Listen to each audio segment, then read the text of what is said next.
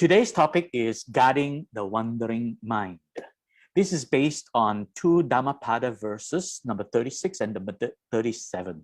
So for those of you who have just joined in, it will be a good idea for you to download this file. This is KCBA, tiny.cc/KCBA-wandering mind. This is the presentation slides I will be using. So if you're able to access this, then you can follow along with the PowerPoint slides on your computer. So please feel free to download this anytime and join in to follow along. Let's begin today's sharing. First, we look at Dhammapada verse number 36. This came from the chapter number 3 of the Dhammapada book, or the Dhammapada book, yes. And this chapter talks about the mind. So let's examine the verse 36. So when the Buddha was reciting in Cittavagga monastery, he stated this verse, right? He mentioned this verse with reference to a young monk who was very unhappy. He was the son of a banker, and there's a story behind it. So today I will do a little bit of storytelling. This verse basically starts off by saying, let the discerning man guard the mind, so difficult to detect and extremely subtle, seizing whatever it desires. A guarded mind brings happiness. Okay, I will not explain this now. I will tell the story and then I will explain it later on. The story begins with this banker's son. One day, this banker's son was doing dana to the monks, and he invited a senior monk to his house to offer dana. So at the time of offering the dana, he was very curious. He wanted to ask the elderly monk, "Venerable, I desire to obtain release from suffering. Tell me some ways by which I can obtain release from suffering." So in other words, he wanted to know how he can actually free himself from dukkha and all these suffering experiences that he has gone through in life. So he asked this venerable for advice. What can he do? The venerable began by saying, if you desire release from suffering, give alms food regularly. Give lodging during the rainy season. Give bowls and robes and other requisites. In other words, the monk was recommending to this banker's son, you should do dana to the Sangha community, to the monks, by offering alms food regularly and by offering accommodation during the rainy seasons when the monks are unable to return to their monastery, and also to offer bowls and robes and other requisites to monks. And then he went on to explain, divide your possessions into 3 parts. With one portion, carry on your business. With the second, support your family. With the third, give alms to the Sangha. So in other words, he advised this very wealthy banker's son, whatever you have in the world, your worldly possessions, your wealth and your fortune, divide them into 3, and then using 1/3 of it to support your business, and the second third, then you can raise your family and make your family happy. And finally, the last 1/3, reserve it for offering alms to the Sangha and requisites to the Sangha. So the young banker's son was very happy hearing that. He says, very well, venerable, said the banker's son. And he started to do all these things accordingly. He was a very disciplined person, really wanted to free himself from suffering. So he took the advice of the elderly monk. And one day he felt that it wasn't really helping him to free himself from suffering. So he went back to the elderly monk one day and asked again, Venerable, is there anything else I ought to do? Because he was not able to really free himself from the dukkha he was experiencing in daily life. So the venerable said to him, brother, take upon yourself with devotion and diligence the 3 refuges and the 5 precepts. So in other words, the Venerable recommended the young banker's son to take homage to the 3 refuge. So he took the 3 refuge and also practice and live the 5 precepts. And here the Venerable said, with devotion and diligence. Devotion is confidence, right? Confidence in the Dhamma, confidence in the Buddha, and confidence in the Sangha. And diligence is the practice with discipline, doing the full practice. So he should take the 3 refuges and practice the 5 precepts in daily life. So the young son did that. He did accordingly, right? And he was still not able to free himself from suffering. So another occasion, he went back to the elderly monk and asked again whether there was anything else he ought to do. And the monk said, oh yes, there is, he says. Take upon yourself the 10 precepts. Now the elderly monk has raised the stakes higher.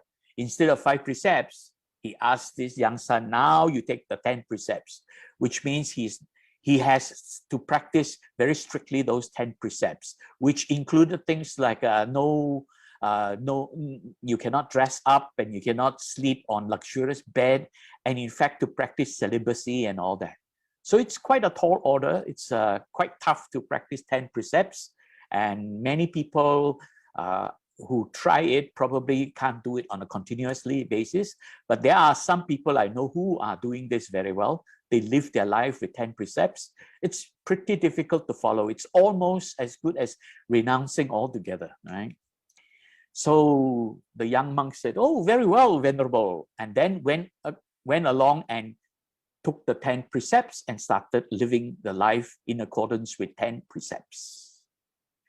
But he wasn't happy, you know. He was still experiencing suffering. Having performed such works of merits, the banker's son came to be called Anupuba. So in other words, when people saw that this young banker's son was so devoted and so diligent in his practice, they gave him a nice little nickname, right? Anupuba, basically a person who is devoted to the practice, right? A great devotee. And so he was quite happy with that, but he was still experiencing some dukkha from time to time, and he still needed to find out more. So he went back to the Venerable again and he asked the elder monk, Venerable, is there anything else I ought to do? And then the elderly monk said, yes, become a monk. That means to renounce, give up householder life. So the banker's son realized that, and being a very devoted follower, he was very strict with himself and decided, yes, go ahead. So the banker's son immediately renounced his householder life and became a monk. That's very good. So he started to live in the monastery, live the life of a monk. And now, as a monk, he had preceptors and he had teachers, right? So he had a teacher who would be teaching him the higher Dhamma. Of course, sometimes they call that the Abhidhamma, but it's not the Abhidhamma as we know of today. It's basically the high Dhamma, the more advanced and more serious stuff that the Buddha was teaching. So he had a teacher teaching him that. And he also had the preceptor who basically guided him with the Vinaya. So he had to follow the Vinaya and he had to understand all the sutras and the high Dhamma. So he had to teach 2 teachers, right? So he went along for quite some time.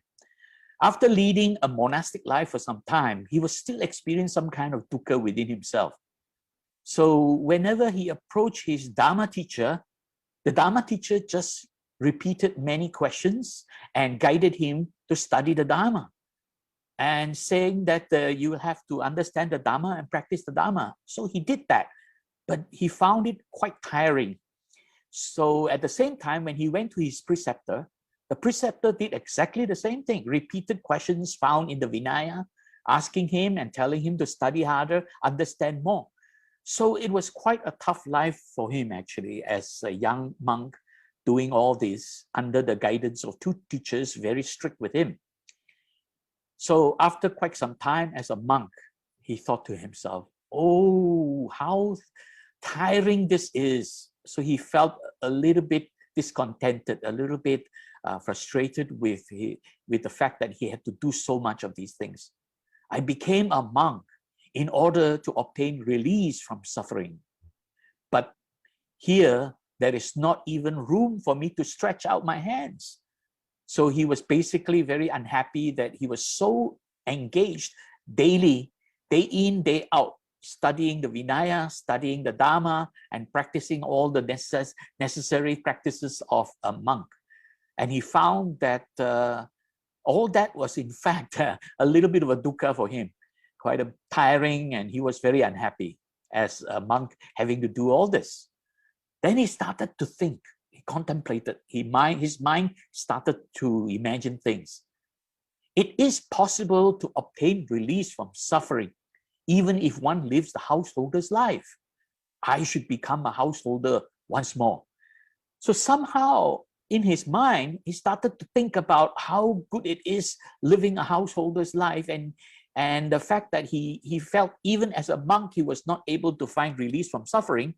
Then he imagined, maybe by going back to householder life, I can free myself from suffering again. So he did just that, right? Or he wanted to do that. He wanted to leave the monkhood and return to householder life, giving up the holy life.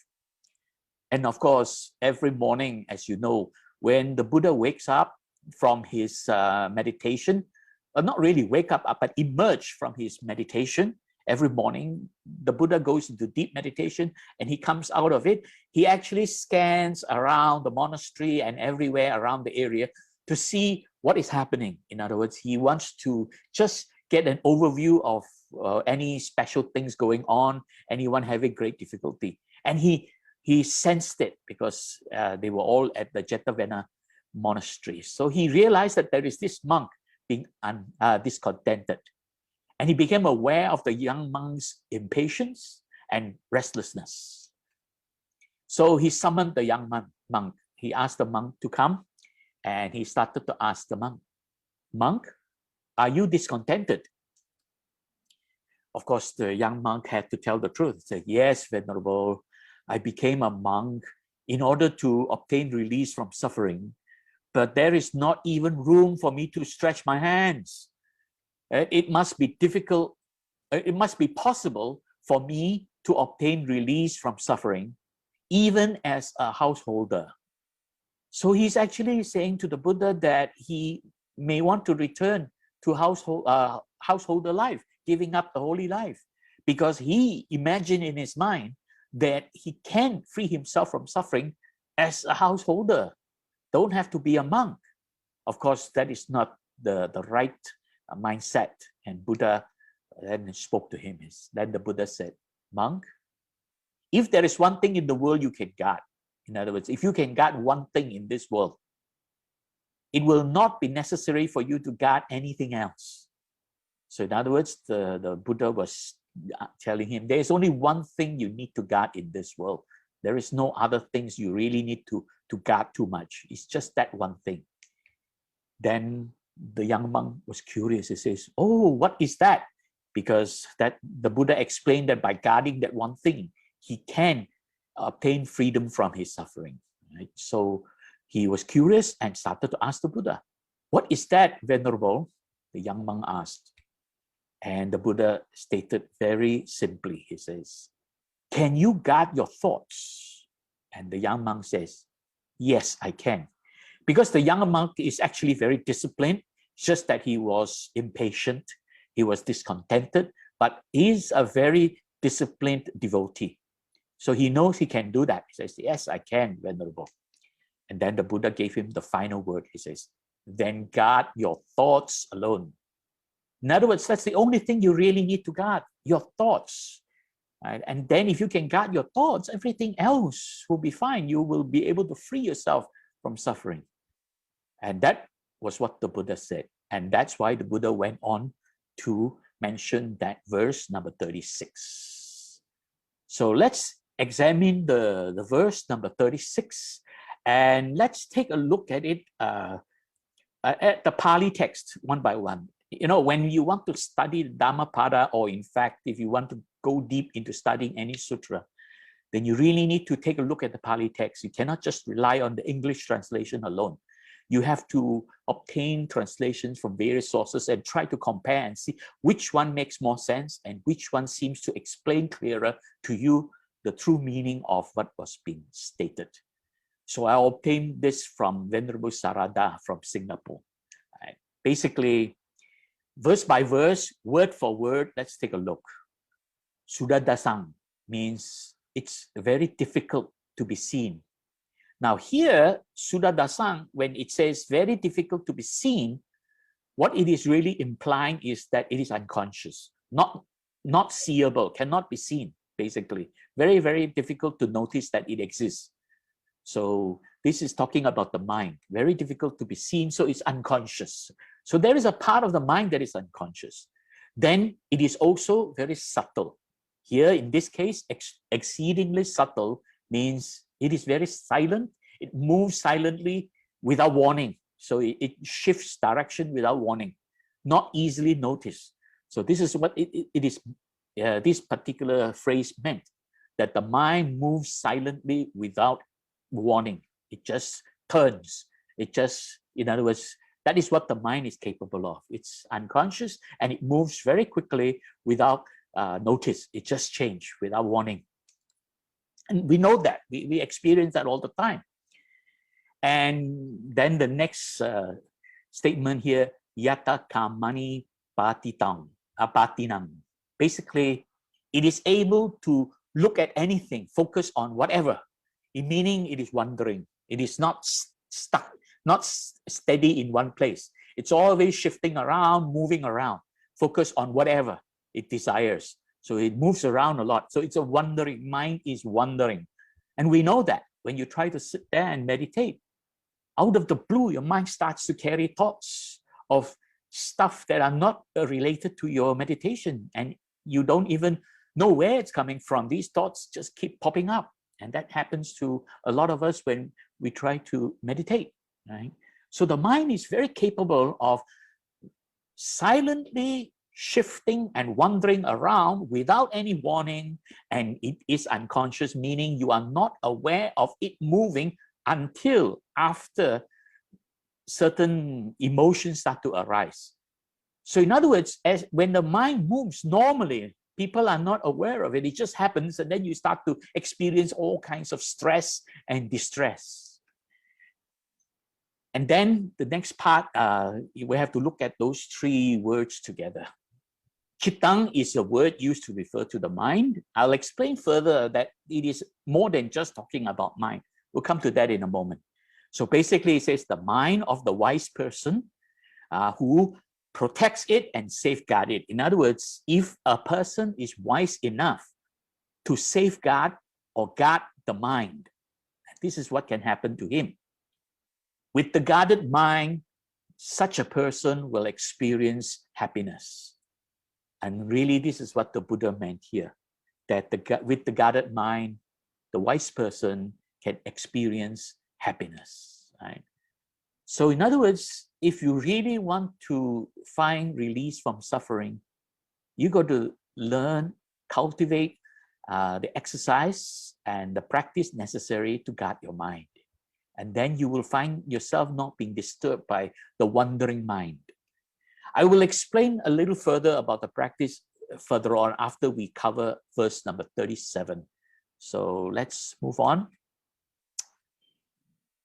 Now, a quick word about the mind I need to explain, and this is based on what Bhante Punnaji has explained to many of us, has taught us. All the students of Bhante Punnaji are well aware of it. And even other people, they are also well aware of this. The Buddha used three words to describe the mind. And mind is really an activity. It's not an entity. It doesn't exist. It's just something that's going on and on. It's an activity. And there are three parts of this activity. The first word that the Buddha used is vijnana, meaning it is this process of perception. The awareness that arises when we perceive something through our sense organ. And Bhante Punnaji calls this perception. It is popularly or commonly translated as consciousness. But consciousness has a much deeper meaning, so it's really not very applicable here to use the word consciousness alone. You got to qualify it. So a more accurate word translate vijnana is perception. So one perceives through the sense organs. So this is one part of the mind. Sorry, no need to wear mask. It won't transmit to the electronics. Okay. So vijnana is the first word the Buddha used to describe the mind, and it means perception, meaning what we perceive through our sense organs. We become aware of it. It arises in the mind in the form of a mental image. We become aware of it, and this whole process is the result of panchakanda, the 5 aggregates. So vijnana is describing this awareness of what you have perceived through your sense organs. The second word the Buddha used is mano. And I'm using modern psychological term, a very precise psychological term to describe mano, as taught to us by Bhante Punnaji, is cognitive process, right? So this is not common translation, but this is actually a very precise term from psychology to explain the meaning of mano. Mano basically refers to cognition and conception. So collectively, it is known as the cognitive process. Simply put, this is the process of the thinking mind. In other words, these are thoughts that you can create on your own, that you are aware of, and thoughts and concepts that you may create. So there are two parts of it in this mano, the cognitive process. One part is to be able to identify what you have perceived through your sense organs. See, vijnana is what you perceive through sense organs, but it is not clearly identified yet. It is identified in a process called pancha. And there, the identification of this perceived image, mental image arising in your mind, you begin to call it something, giving it a name or a label, and that is nama. So you call this, let's say you see this, right? And then, of course, straight away you would say computer mouse. So you're able to identify this as a computer mouse. So you have given it a name, a nama, of this object that you have just seen, which arises in your mind in the form of a mental image, and you call it vijnana, okay? You call it the computer mouse. So this is the process of papancha, identifying. And at the same time, the mind is able to create stories, create concepts. So that experience of seeing and identifying at the same time, your mind begins to create concept. So when you see this, you begin to think, oh, I like blue mouse, it's very nice. Blue mouse is very nice. So that statement in your mind, that verbal statement you just mentioned in your mind, blue mouse is very nice.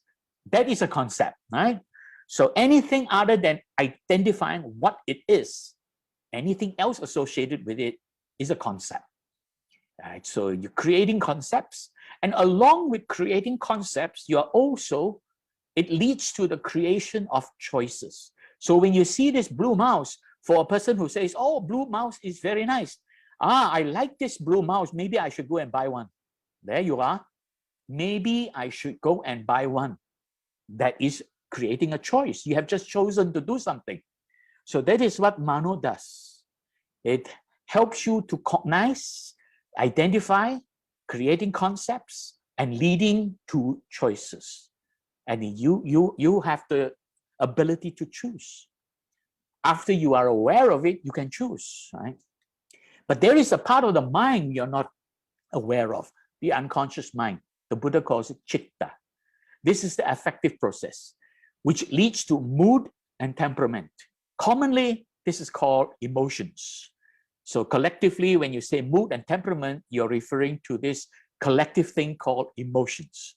So you could easily say, mano is the thinking mind, citta is the emotional mind. The psychological term for the emotional mind is affective process. What does it do? Basically, it leads you to react, an emotional reaction to whatever you have cognized and having conceived the concepts.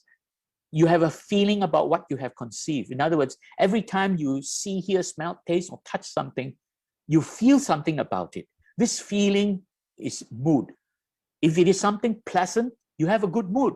If it is something unpleasant, you have a bad mood. So when you see this blue mouse and you say, oh, I like blue, it's my favorite color, I like a blue mouse. There you are, you feel good about looking at this mouse. So when you have a feeling, then you begin to react, and that reaction is unconscious. That reaction is tanha. But of course, tanha is commonly translated as, sorry, it just slipped my mind. Right? Basically, you react whenever you have a feeling about something, right? So this reaction is tanha. And it arises with your cognition, and it leads to your mood and your temperament. That means you start to feel something about it, and you want to react to it. Temperament means you have an urge to react. Collectively, this is your emotional states. So in other words, if you are happy about it, you are delighted, you want to go and buy one.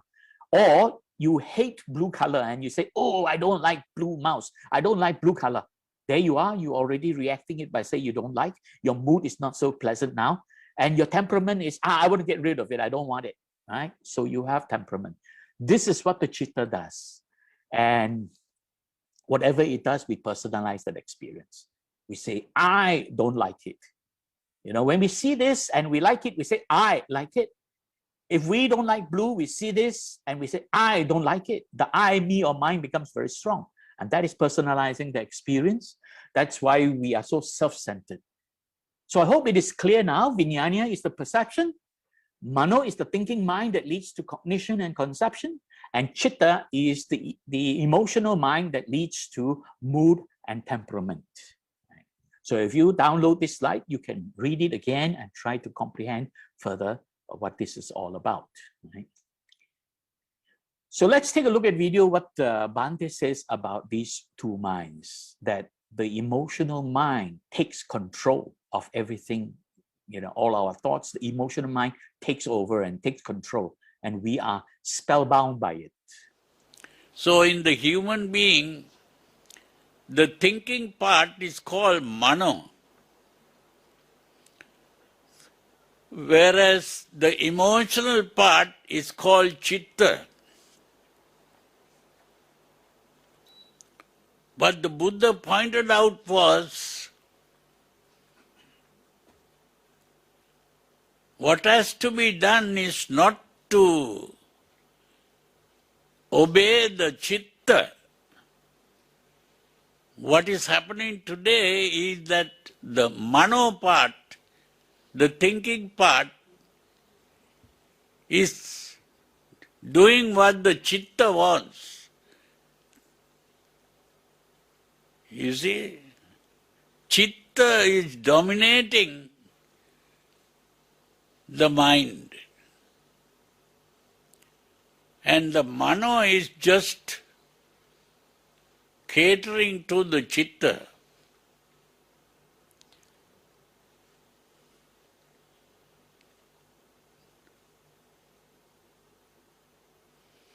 There is a verse where the Buddha says, Cittena niyati loko, cittena parikassati, cittassa ēkacaraṃ sabbeva vasamaṃ vagu. What that means is, citta is dominating the world. Cittena niyati loko. Loka is the world. Cittena niyati loko. Cittena parikassati. Citta is disturbing everything.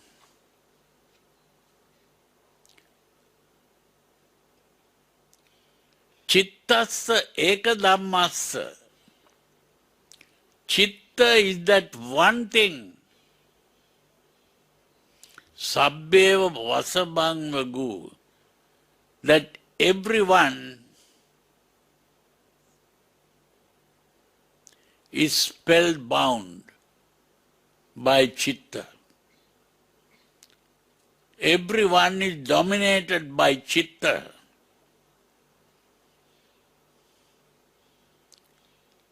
Like being spellbound. So therefore, the only thing is to learn how to gain control over the Citta, the emotional part. Okay, how to gain control over the Citta. And this is the verse that Bhante Punnaji was referring to. It comes from Samyutta Nikaya, the Citta Sutra. Sorry, not Samyutta. Anyway, it's the Citta Sutra, where it says, emotions dominate the world. Emotions create distress.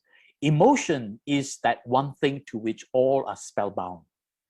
Here, Bhante Punnaji translated this very precisely as emotions. He didn't use the word mind.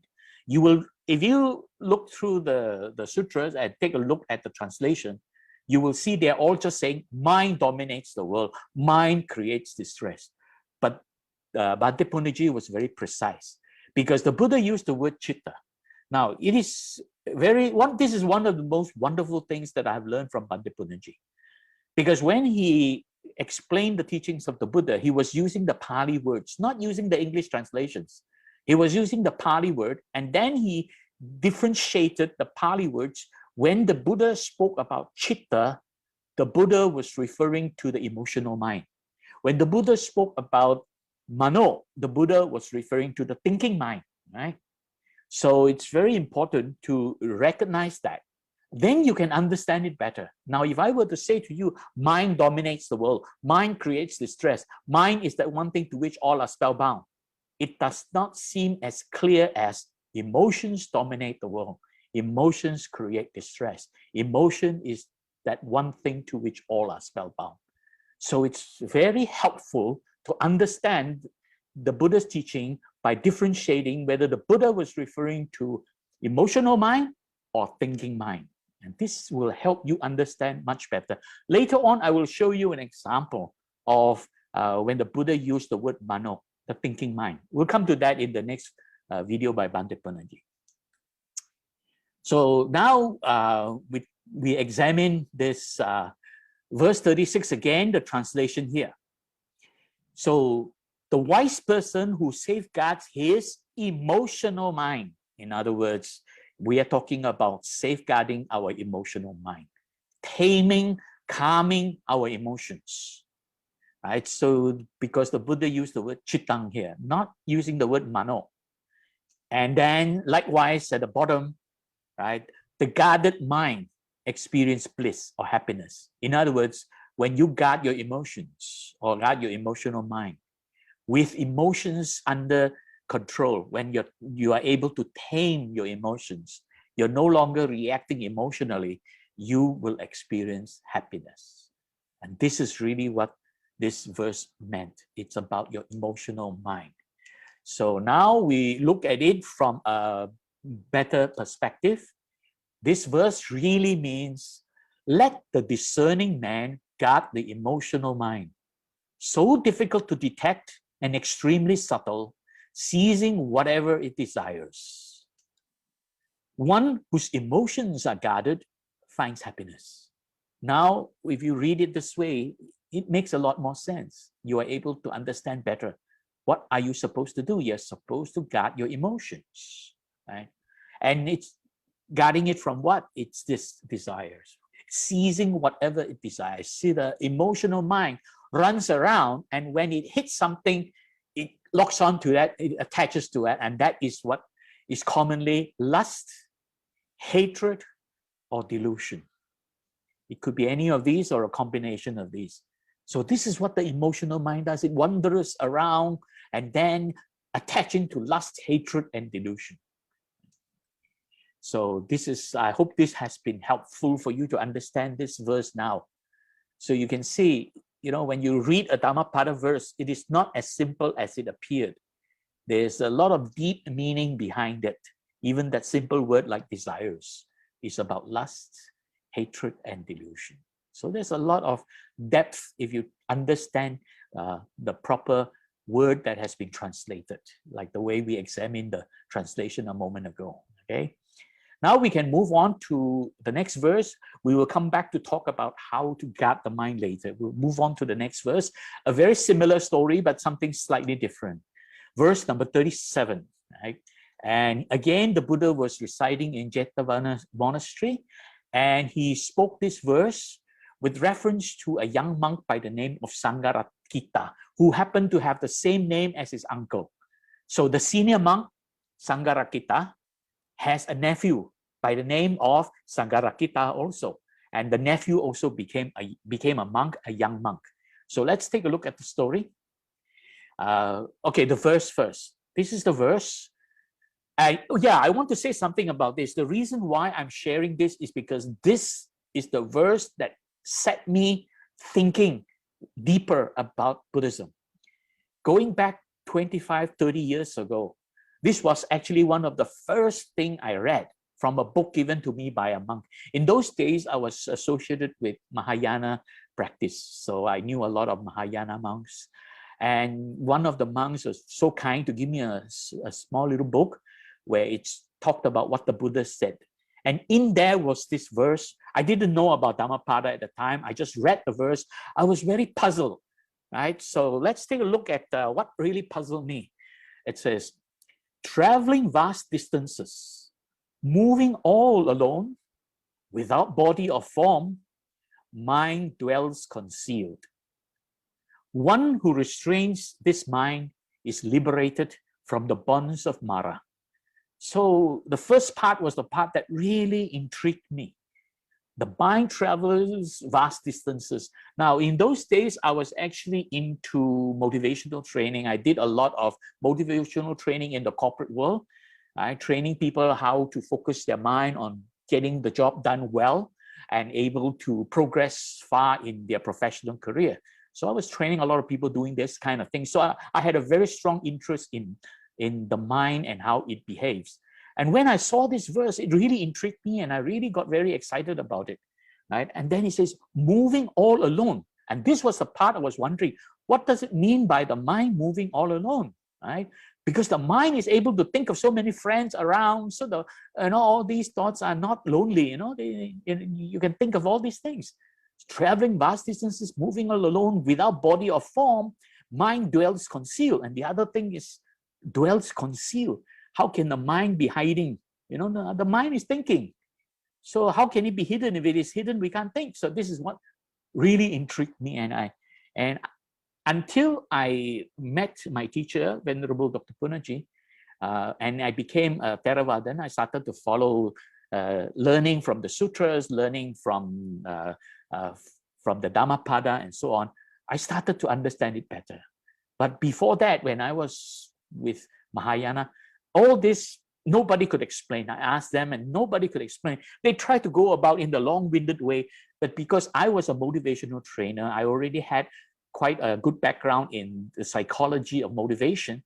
So when people were talking about the mind, I would understand what they're talking about, but it didn't make sense. So I was quite puzzled for some years until I started studying deeper the Dhammapada. So this was the one of the first Dhammapada verses that I've ever seen, and it intrigued me more than 20 years ago. And now, of course, it is very clear to me. So I'm able to do a sharing on it. So let's take a look at the story behind it. Again, the Buddha was residing in Cittavagga monastery in Savatthi. There is this senior monk, rakkhetha, and has a nephew by the same name, also rakkhetha, who joined the Sangha. He became a young monk. So one is young rakkhetha, the other one is elderly rakkhetha. So when young monk was staying in a village monastery, so he was not staying in Cittavagga monastery. He was staying in another monastery away from Cittavagga. It's a small little monastery in the village, right, or a village temple. And there, of course, they do dana, and he received robes and other requisites.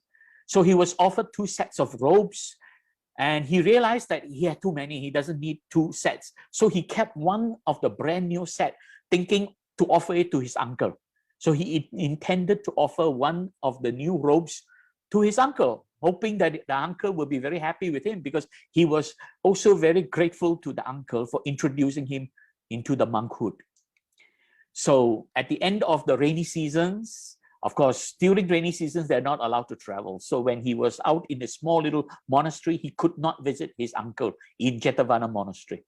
So now that the rainy season is over, he started to travel to the Cittavagga monastery to meet up with his uncle. So he went to his uncle to pay respect, and he offered the robe to the senior monk, his uncle, the senior Sangha rakkhetha. So what happened is that the uncle looked at it and said, "Oh, no, I don't need it. I already have enough. Please don't give it to me. I don't need it.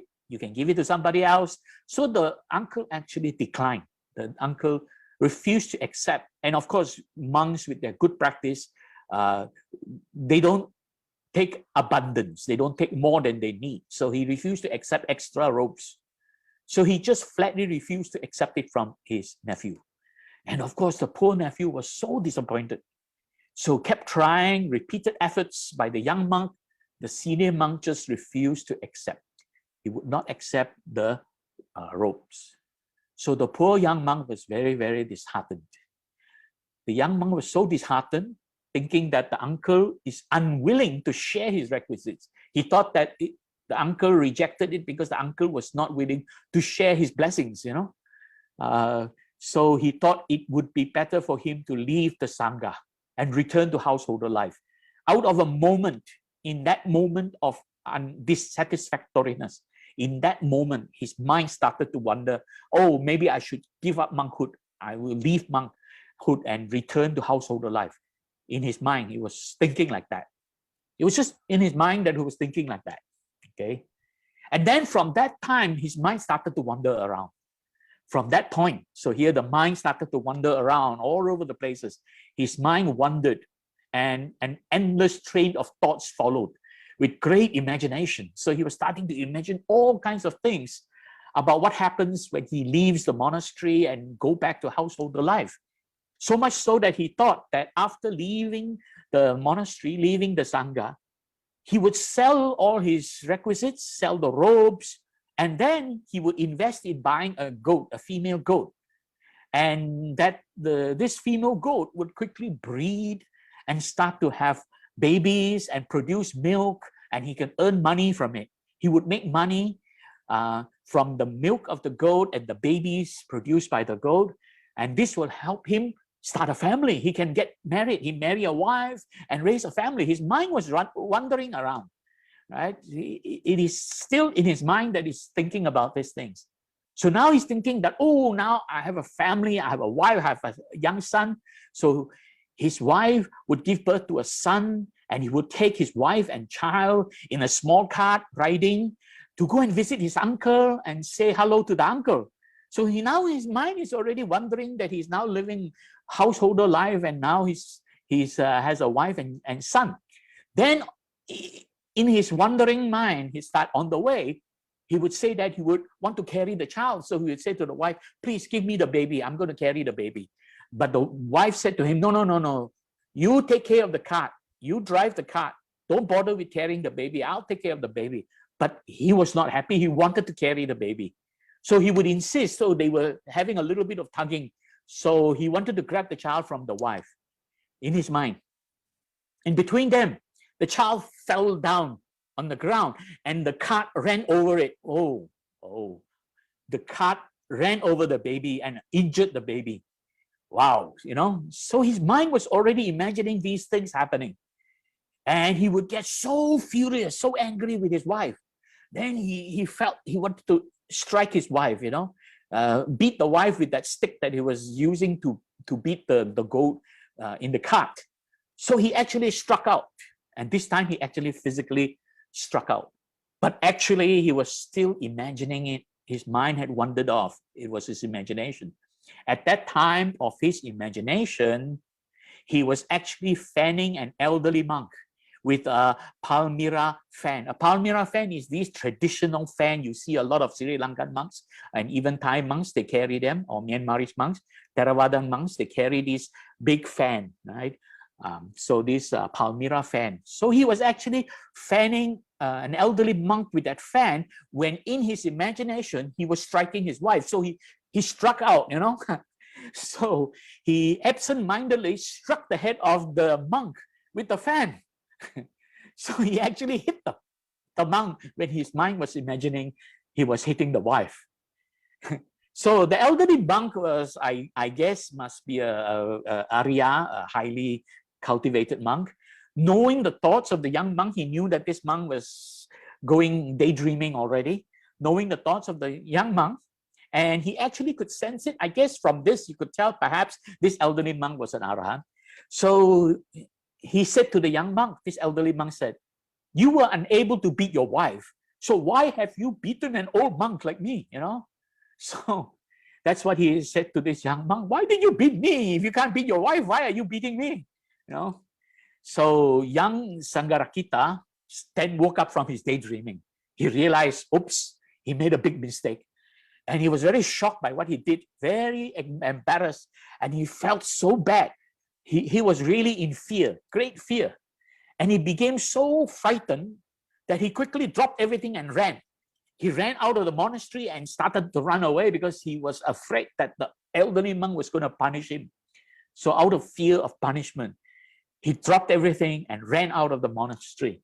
Of course, the elderly monk and the others asked the other young monks, "Go chase after him, bring him back." So the other young monks and novices of the monastery started chasing after him, caught him, and brought him back to the monastery, and this time placed him in front of the Buddha and explained to the Buddha what had happened. So when told of what transpired, the Buddha then reminded the monks that the mind has the ability to wander off, to think of scenarios far from the reality. That means when the mind wanders off, it is far from reality. It's no longer real. The mind is creating a lot of its own virtual reality in its own mind, right? And the Buddha advised that one should strive hard for liberation from bondage of lust and passion, anger and ill will, and ignorance and delusion. So in other words, he reminded all the monks, you should work hard to free yourself from these causes of suffering, right? So, and then he went on to say, the Buddha went on to make that spoke the verse number 37, explaining it. And after the Buddha recited this stanza, at the end of the discourse that the Buddha was giving to all the monks, and young Sangharakkhita was paying attention. He was paying very close attention. He realized he had made a mistake. He repented. Now he wanted to understand and learn from the Buddha, and he paid very close attention. And because he paid that attention, he was able to free himself of the first 3 of the 10 fetters, and he became a Sotapan. So by simply understanding the deep teachings of the Buddha, he had now become a Sotapan. So this is really what had happened. Abandoning lust, hatred, and delusion. Because when the Buddha explained to them that they should give this up, he went along with it. Okay. So now let's examine verse 37 word for word. It says, traveling vast distances. Dūraṅgamaṃ means traveling vast distances, going everywhere, wandering around, capable of going to the past, right? Recalling the past, imagining a future that hasn't happened yet, or going anywhere around the world, any country in the world, or imagining any kind of circumstances, like the young monk imagining he has a wife and a child and all that. So this is what the mind is capable of doing. Moving all alone, and this is the very interesting part. It was some years later that I discovered what this really meant, but I already fully understood that. Because moving all alone is simply that our mind can only focus on one thought at a time. Our mind is not capable of focusing on 2 thoughts at the same time. This thing about multitasking is a myth. The mind is not focusing on several things at the same time. The mind is jumping from one thing to the other. This is important to realize. The mind is only capable of focusing on one thought at a time. So if when you say you're multitasking, let's say you're handling 3 tasks, and a very common thing happening in the kitchen when a housewife is cooking, the housewife is frying some vegetable. Okay, that's one task. That is, let's say we'll call this task A, the most active task. Then the secondary task is that the housewife will be boiling a soup. So when you boil the soup, you put things in the soup to boil, you must stir it regularly, but not continuously, you know, maybe just stir it a couple of times and go back to frying. So the frying was the number 1 task, stirring the soup was the number 2 task, while at the same time, the housewife may be, let's say, wanting to make a cup of coffee for the husband for dinner. So the water would be boiling. Then you don't have to bother too much with it. You just keep an eye on it, so you don't have to be doing it full time. So you're doing 3 tasks. A, frying the vegetable. B is boiling the soup. And C is making a cup of coffee. Your mind is not focusing on A, B, and C at the same time. No, that never happens. What is happening is your mind is focusing only one thing at a time, but is jumping up and down, up and down, up and down, back and forth. So since A is the primary task, it will be mostly hitting on A, then secondarily it will hit on B, and occasionally it will hit on C. So it will go A, B, B, C, A, B, A, B, C, A a lot, B quite a bit, and C occasionally. So the mind is jumping back and forth, you know, hopping from one task to the other. This is really what's going on in the mind. Only one thought at a time. That's why it says moving all alone, meaning it is only able to focus on one thing at a time. Okay. And without body or form, the mind is not an entity. It doesn't exist. It is just an activity. That's really what it means. And this is why when Bhante Punnaji explained, the mind is not an entity, it's an activity. It's so easy to understand because this is really what it meant. Without body or form, right? It is not a physical thing, and it doesn't even have a form. It's an activity. That's all it is, just an activity. And it's also very subtle, very silent, and it moves around without being noticed. So the mind is switching without you even realizing that it's happening. So very subtle and very silent. And dwelling in a cave, and this was the other one that puzzled me. What does it mean by the mind dwelling in a cave? Guhāsayaṃ. Guha actually means a cave or a cavern, a hollow thing in the rocks. So it's a cave, a cavern, right? So guhāsayaṃ, basically it's hiding inside there, right? What it is not really referring to is the mind is hiding away, but it's really referring to a simple fact that the mind, there's a part of the mind that is unconscious. That's why it's hidden, concealed, the unconscious mind. So here, in this verse, it is referring to the emotional mind, the part of the mind that is unconscious. So here again, with these 3 words, it says, if someone were to restrain this unconscious mind, that's what that meant.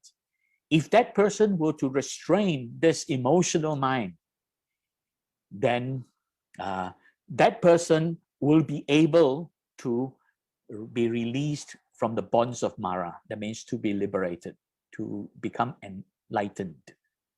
But this is really talking about abandoning your emotions completely. So basically, this is really what this verse means. So that you have to train yourself to restrain your emotional mind, because it is hidden in the cave, right? And it is really something that travels to vast distances, wandering around. So you have to train yourself to do all these things. And from the bonds of Māra, a lot of people have, especially those who have a background in the Christian faith, they would think Māra is this devil. Māra is not a being. Māra is our psychological demon. What's inside us that is really disturbing us, destroying our peace of mind, right? So Māra is really referring to this psychological demon within every one of us until we become enlightened. An enlightened being would have freed himself from the bonds of Māra. Until then, every one of us are still in the grasp of Māra, our internal psychological demon. So this is really what verse 37 means. So now to keep it simple, right, rewording it, it says, the wandering emotional mind, going all over the places, one thought at a time, it is silent and unconscious. One who restrains one's emotional mind is liberated from the bonds of Māra. So this is really what this verse means. So now let's take a look at how can we restrain the wandering mind, right? So taming our emotional mind. Let's listen to what Bhante Punnaji has to say. The first verse in the Dhammapada, there in the first verse in the Dhammapada, what you get is Mano Pubbangama Dhamma, which is wrongly translated today. There, Mano means that thinking part. I told you there are two things, the thinking part and the emotional part, which is called Citta. Mano Pubbangama means the thinking part comes first, before the emotional part. So it is by changing the thinking part, which is what is called the cognitive part, that the affective can be controlled. So it is the thinking part that is able to control. And that is the real secret discovered in the modern world by the cognitive psychologists. They are using that in what is called cognitive psychotherapy. They are using that principle, but still they are not able to fully control the emotions because they don't know about meditation. And but the Buddha used this method. So the Buddha used the meditation as the way to train the mind, to restrain emotions, to keep emotions under control. We're going to touch on that in a moment. This is the verse Bhante was referring to, and here it is where the Buddha used the word mano.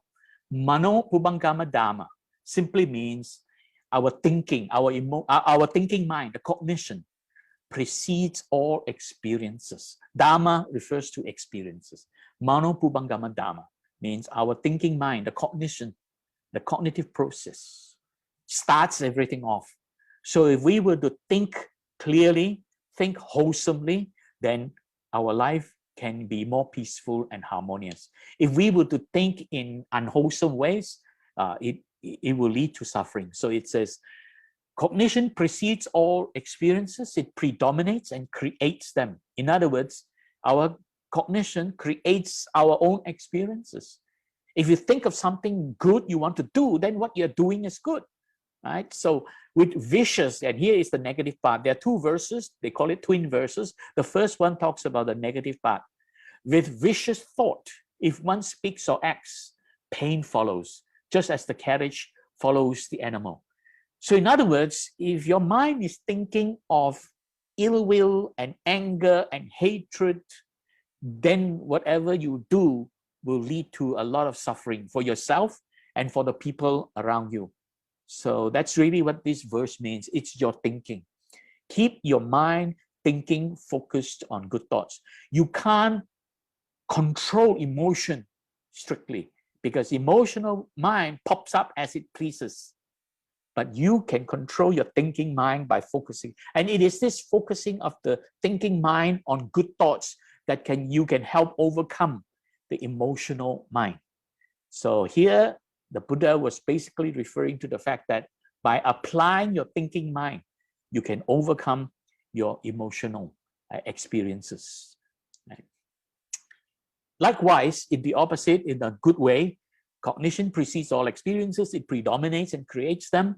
With virtuous thought, if one speaks or acts, happiness follows, just as one's inseparable shadow.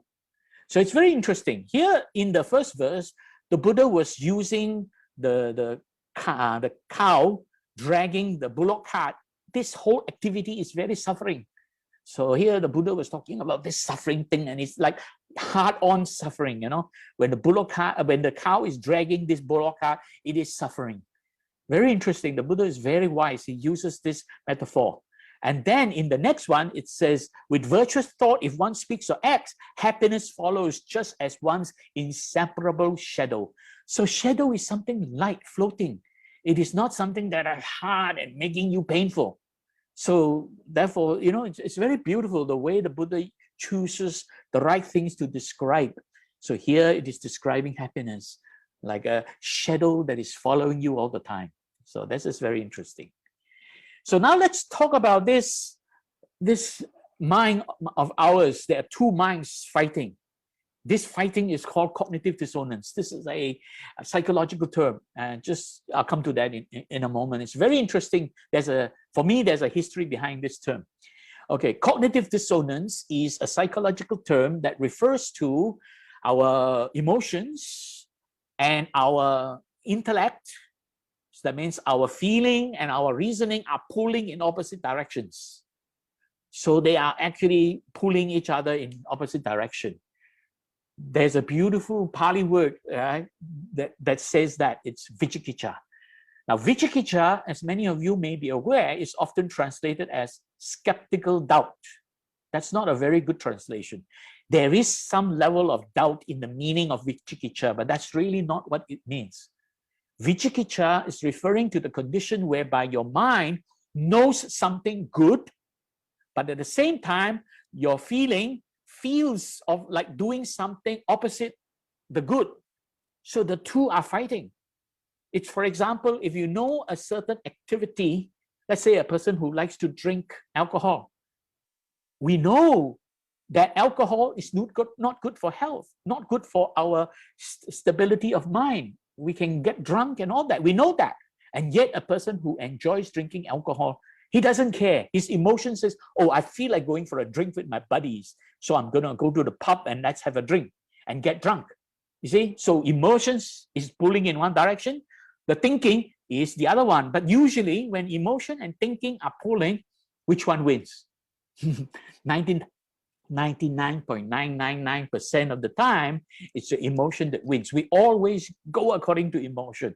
That's why the Buddha was saying emotions are in control. We are all spellbound by the emotions. And what happens when emotional thinking and reasoning and rational thinking, intellect, are pulling in opposite direction? It creates perplexity. Right? So that means there are many things going on. The mind is unable to remain stable on one thing. It's perplexed, confused, right?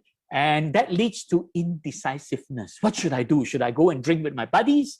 Or should I now restrain from drinking, observe the precept and don't drink, you know? Of course, for the strict Buddhists, this is a given. No, it's an easy thing to do. But for most other people who don't follow the 5 precepts, you know, they'll be more inclined to go out and have a drink with their buddies. So that leads to indecisiveness. And that causes stress, which is disturbance in the body, and distress, which is disturbance in the mind. So all this is causing a lot of dukkha internally, both in the body and in the mind. And it leads to a lot of confusion. Now, you really don't know what to do. You're quite confused. What should I do? And the mind is now in turmoil. This is vicikicca. This is cognitive dissonance. And of course, when the mind is in turmoil, it has doubt over what it should do. And this is where the doubt comes in. The doubt is really the result of all this perplexity. It is perplexity, indecisiveness, stress, distress, confusion, turmoil. That is vicikicca. Doubt is basically the outcome. You then doubt what you should do. You doubt your thinking. A lot of us like certain foods, and we know that that food is not healthy for us, and yet it tastes so good. We love it. We eat it. In Malaysia, we have this fruit king of fruits called durian.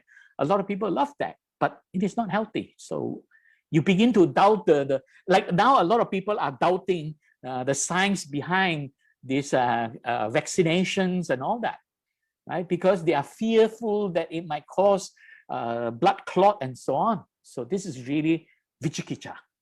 So when feelings pulling in one direction, reasoning pulling in the opposite direction, when they begin to pull in opposite direction, this is really causing vicikicca.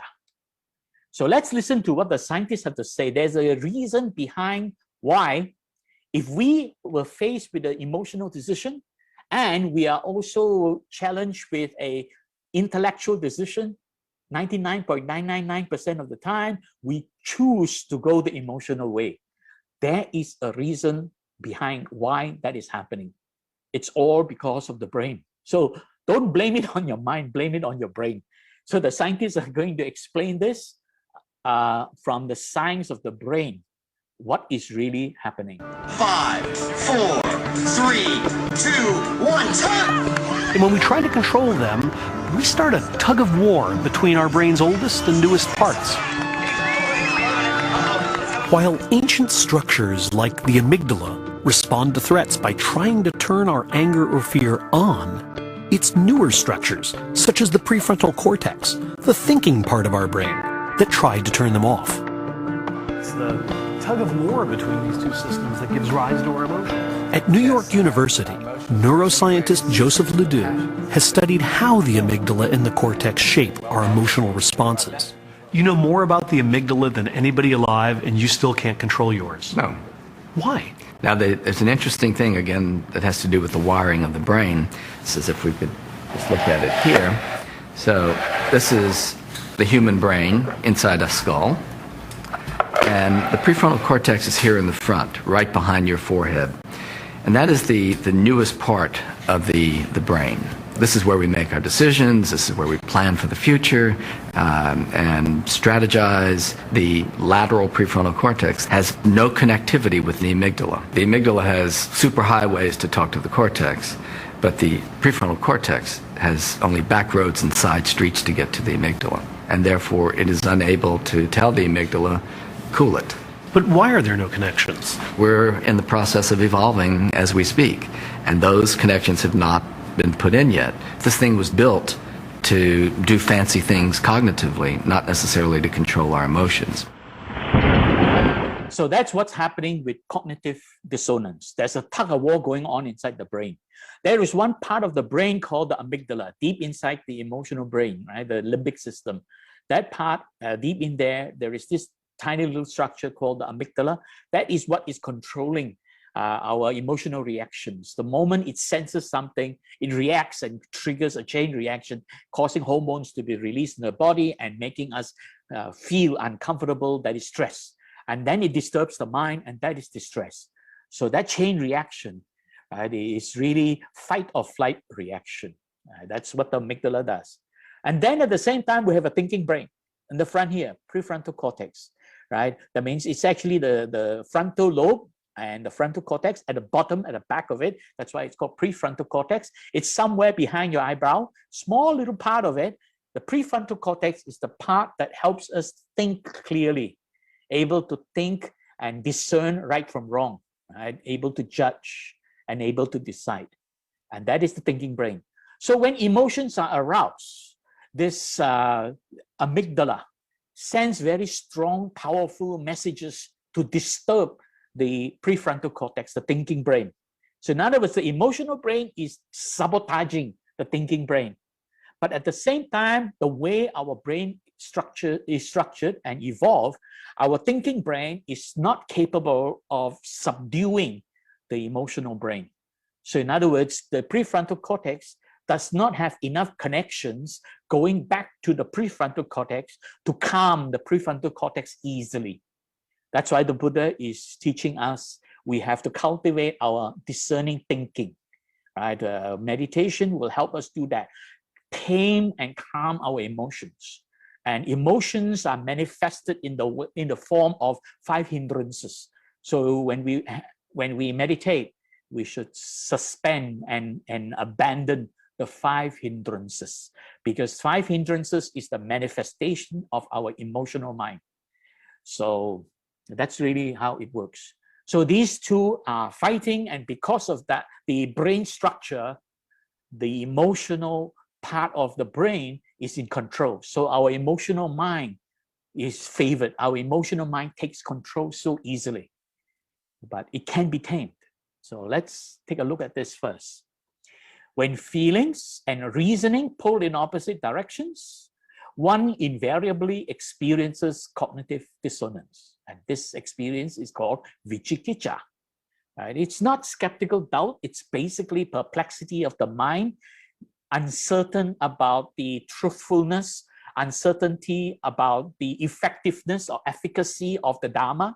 So thinking the Dhamma might not work. I try so hard, I meditate every day, 2 hours, 3 hours every day for the last 20 years, and I still don't feel I'm enlightened. Maybe the Dhamma is not helpful, you know. We start to have doubt like that.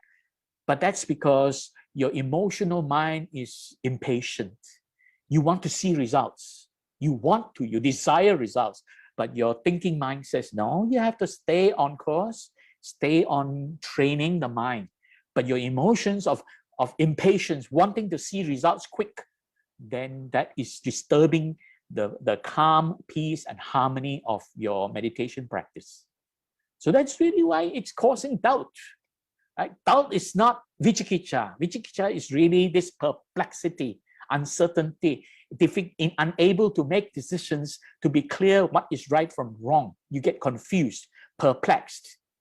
Then it leads to doubt. It is not actually the doubt itself, right? A doubt is just an outcome. So when feeling and reasoning pull in opposite directions, it causes vicikicca. And then we automatically react according to the feeling because we want to feel satisfied. So this emotional gratification is so important to us. So we always act according to feeling because we want to be emotionally gratified first. Therefore, we make emotionally charged decisions. But human beings are very, very smart. They act according to emotional decisions, and then they use their thinking brain to come up with very clever reasoning, clever excuses to explain why they act like that, right? And that cleverness is justification. So we actually act according to our emotionally charged decisions, and then we use our thinking brain to create excuses and clever reasoning why we act like that, right? And therefore, it is very important to learn and practice diligently meditation. Now, when you are able to learn how to meditate in a simple way, we talk about beginners, right? For novices, those who start meditating. As a beginner, you will already get some benefit by simply relaxing, sitting there, allowing yourself to calm down, and taking your attention away from all these distractions, closing your eyes, bringing your attention inwards, and that is called introspection. And that alone can bring you these benefits. By just doing that, 20 minutes, 30 minutes, 45 minutes, 1 hour, or if you wish, even 2 hours. 45 minutes is a good time. 20 minutes is the minimum. Right? Anything less than that might not be so effective. At least 20 minutes to 45 minutes. Then you will begin to experience slowing down of your heart rate. Your heart rate will slow down. When your heart rate slows down, you are less likely to get heart attack, you know. It improves blood circulation and lower your blood pressure. It enhances your immune system because it triggers the release of good hormones. Endorphin is a good hormone. Oxytocin is another good hormone. These are hormones that enhance and boost your immune system. And at the same time, when you are practicing meditation, it helps you calm your anger. It helps you calm your fear and anxiety. And in fact, if you are feeling dissatisfied, having depressive moods, by meditating and allowing your breathing to slow down, then you can relieve yourself of depressive moods. So in other words, for a novice meditator, first timer even, when you begin to meditate, applying simple little introspection, just observing your breathing alone, just observing the in breath and the out breath as the breathing flows in and flow out, just observing that alone, you can already gain some of these benefits. But if you were to follow a good teacher, And that good teacher begins to teach you better techniques. As the technique improves, you will begin to gain more and more benefits from your meditation. For instance, right, if you begin to observe how emotions arise, and that practice is the practice of Satipatthana. If you begin to observe how emotions arise, you begin to understand how your lust, your hatred, and delusion arise. So you are able to tame them. If you're able to understand them, you're able to tame them. And helping you to give up your 5 hindrances. As I mentioned to you, 5 hindrances is the manifestation of your emotions, your emotional mind. Right? So 5 hindrances is basically the manifestation of the activity of the emotional mind. And then you begin to observe deeply inside. And this is called systematic introspection. Right? It is not just simple introspection, it's systematic, going deep in, observing what goes on. And this leads you to the practice of what is commonly called vipassana. Right? So you begin to develop this cognitive consonance. The development of cognitive consonance is really going through the jhanas. Then you begin to experience the jhanas. And when you have reached the 4th jhana, you begin to be able to investigate cognitive experiences. Here, this is satta bojjhanga. This is the cultivation of what people call vipassana. All this can be cultivated through the practice of satipatthana, the 4 focuses of introspection. And finally, you reach a high state of meditation, you will be able to attain insight into realities, able to fully understand how things arise, able to see the process of perception. And this is really the state where your mind is in a state called upekkha, the apperception, able to see the process of perception arising, not just the object of perception, but the process of perception, how it arises. And then you have insight into realities. You fully comprehend and understand what is anicca, dukkha, anatta. And that leads you to have this wisdom, full comprehension or insight, panya. And with that panya, you are now at the doorstep of attaining nibbana. There you are able to liberate yourself, free yourself from all suffering. So I hope this has been helpful. This is really practice meditation. Learn meditation, practice it, find a good teacher, or begin with a teacher. Of course, it's good to learn it from the monks. There are some regular sessions going on in various places. So just go along with that. Right? So you will get these benefits eventually, step by step. If not everything, you can get those on the left side. Right? Then gradually, step by step, you will get the benefits on the right side. Right? So, and that is how we can guard the wandering mind. So I hope this has been helpful. Please remember to download this presentation slides. And if you have questions, we'll be happy to address them. And after this session, if you still have more questions, my email address is there and my Facebook is there. You can always contact me and ask me later on. But meanwhile, please post your questions so we are able to respond to it. And with that, I end my presentation. Thank you very much. I wish you well. So thank you for joining us and spending this time with us.